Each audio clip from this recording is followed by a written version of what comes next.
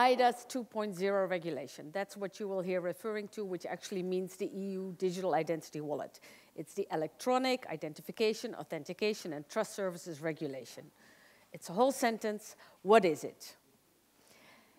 And we will see it coming very soon. As Anke said, 2026, by that year, every member state will have to issue a digital identity wallet to every citizen and resident that wishes to use one. This is around the corner.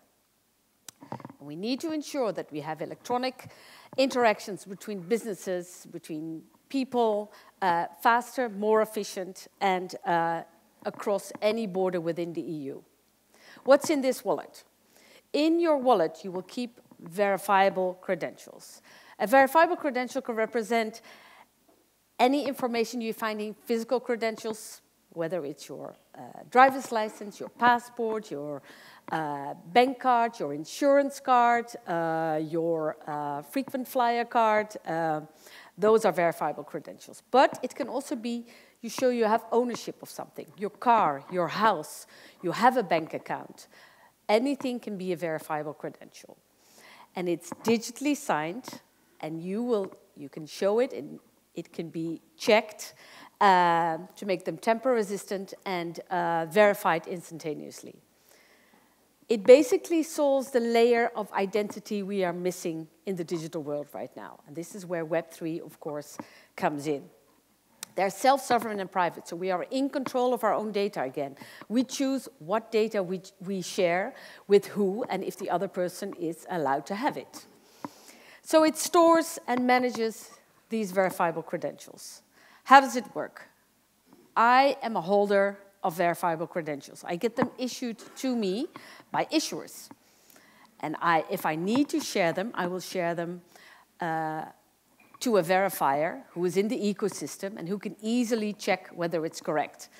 If I share anything, it may be just a part of the attributes that are in the verifiable credential. I'm over 18, or I exist, or I own this house, or I have a driver's license. It doesn't have to be all the data. I can go to Amazon and just say I exist and buy something, instead of this is my name, I'm female, this is my date of birth, this is where I live. You don't have to share that. Data minimization in action. Actually, it's GDPR operationalized, as I would like to call it. What is crucial, let me go back there for 1 second. What is crucial about the EU Digital Identity Wallet is that the anchor of this wallet is your PID, as it's called now, personal identity data. And this data is issued by the government. So it has the highest level of assurance that you are who you are. Or, we have it for legal persons as well, that your company is an existing company, because it will be issued by the Chamber of Commerce in your member state. So it has a high level of assurance. And you will be able to use it in anything. For travel, this has a huge impact, I'm sure. So let's look at some use cases. I can get my digital travel credential issued from my passport office. I want to travel outside of the EU. This doesn't exist yet, but I'm sure in the near future it will, because other governments would like to receive my digital travel credential when I ask for my electronic travel authorization, which is an ESTA, or in the future, the other way around, it will be an ETIAS, a European visa. More and more countries start going towards electronic travel authorizations. I will then receive that back in the form of a verifiable credential. If I buy my ticket on an OTA, I will be issued that ticket as a verifiable credential. When I purchase that ticket, I will be able to use my PID data. Now, in the line of the chain of traveling from buying to actually arriving, your identity data is crucial. Airlines have to share advanced passenger information, PNR Gov data. You have to know from the beginning that the same data is uniform and secured and verified from purchase until arrival. This makes your administration a much easier, much more efficient, and you don't have to check. Of course, there's lots of obligations, compliances. Airlines have their carrier responsibility, etc., etc. Hotels need to check you have a travel document. Often take copies of passports. Remember that? Your file, your copy goes into a file, it's stored in some country, it's probably still there. No need for that.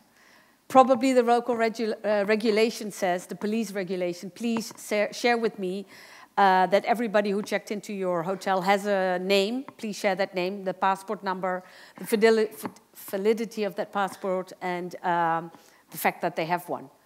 Hotels will be able to share that, and only that data, not a copy of your passport. So it's data minimization and it's securing data. Hotels, hotel vouchers, hotel keys, you name it. The opportunities are endless. And this will not impact only the travel industry, but everything. So I will go to my doctor, I will have an appointment, I will probably use my wallet to book the appointment online, so I am who I am. I'm at the doctor's office, I get a prescription, which is issued to me as a verifiable credential in my wallet. I'm traveling, I'm on holiday in Mallorca. I go to the pharmacy here, and the pharmacy can read and verify my prescription and see that I'm allowed to get such and such medication and verify this and probably register it. I will be able to receive my educational credentials, and then I will be able to show it to another university. If I've done my bachelor, I want to go do my master. I will make purchases online. I will identify myself online. I will just say I exist, or I will allow my underage children, hopefully in the future, to make sure that they are 12 years old and on a platform discussing their love for horses with other 12-year-olds. This is the wide range of opportunities that are possible with a digital identity wallet. Because that secure element, the PIT, is provided from the start, this will have a huge impact. It is not just the government that will issue wallets. We will see private issued wallets by quality trust service providers as well. We don't yet know exactly how many that will be. This is all in the works, but we will see them. If you are a quality trust service provider and you are certified, you will be able to issue a privately issued wallet with a PIT, so still with that high level of assurance. So there are opportunities there, I'm sure, for the travel world as well. As Anke mentioned, currently there are 4 large-scale pilots underway by consortia, very big consortia. I'm involved in the EU Wallet Consortium that is running 3 large-scale pilots. One on travel, one on organizational digital identity, and one on payment. All 3, I think, are extremely important to the world of travel. If we talk about ODI, organizational digital identity, that is not just talk about legal persons, but talk about but natural person, talk about legal persons. If you want to do B2B business, you will need to identify yourself. Are you really who you are? Are you trusted? You can mandate your employers to make a payment or to make a decision, to authenticate, sign a document online. Huge efficiency and increase of security. Payments is, of course, another one. And not just payments, but also secure customer authentication. Or like I said, just verifying that you are the owner of this bank account and that you have enough funds to do something. There's many, many opportunities. That's it. I'm sure this will... Thank you.